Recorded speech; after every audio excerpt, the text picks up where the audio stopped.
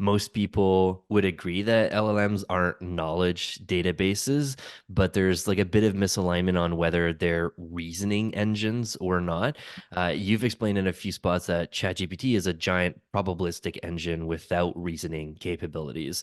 But one of the articles I've read, the CEO and founder of Every, Dan Shipper, he wrote this article which he claims that after attending a talk at Sequoia where Sam Altman said that GPT models are actually reasoning engines, not knowledge databases.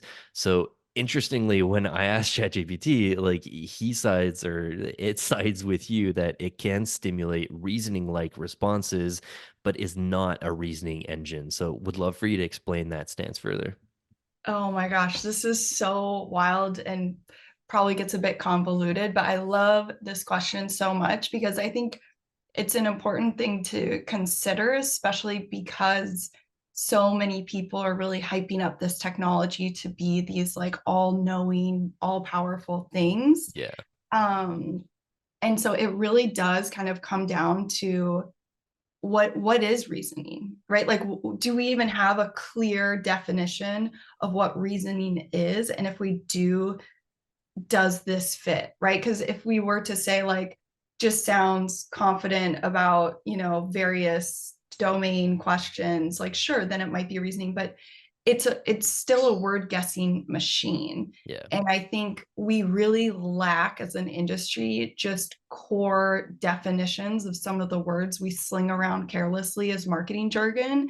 And I think that's really dangerous because it also starts to paint this technology as like perfect or human like capabilities, which it certainly does not have right now.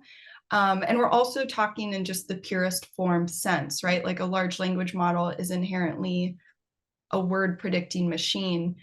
But if you connect it to different things, right, like actions or different informational resources, it can start to do some sort of like rough planning. But even then, it's like, is it really?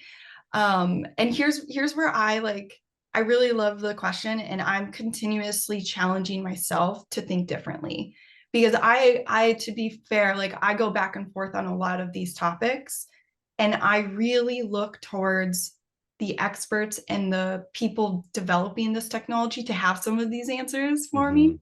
And so the past week, I was at NeurIPS in New Orleans, which if you've read any like computer development books or machine learning books, it's hard to come across one that doesn't mention NeurIPS as like a really like founding part of the space and the competitions it's hosted and developed and blah, blah, blah. So really was excited to kind of figure some of this stuff out there. And there was a whole track one day around LLM reasoning. And let Hmm. me tell you, that room was so packed. It was the biggest fire hazard I've ever seen.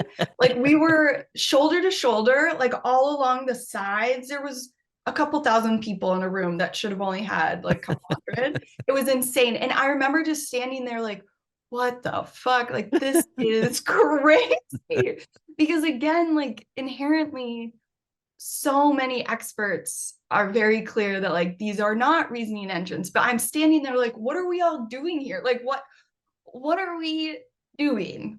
And then yeah, you see some of like the founders of computer science in different talks of like I was sitting in one that was about LLM agent collusion and how these Hmm. agents can like team up and like gang up on like the user. And I mean, it's just like we got into like crazy world there.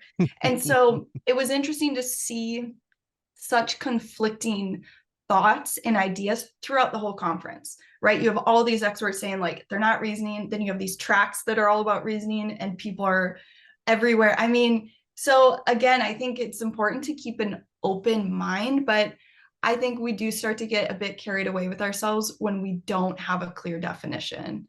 So it really comes down to that. And I hate the benchmarks we currently use for LLMs. There's a bunch of great resources around this in particular, where like human exams are not a good benchmark for large language models because Yeah. they've seen them all. They've seen iterations of them. Like they're just parroting back Right. answers to that stuff. So that's a terrible, Hmm. terrible benchmark. And when you change the questions in a way that they haven't seen before, they do very poorly. Hmm.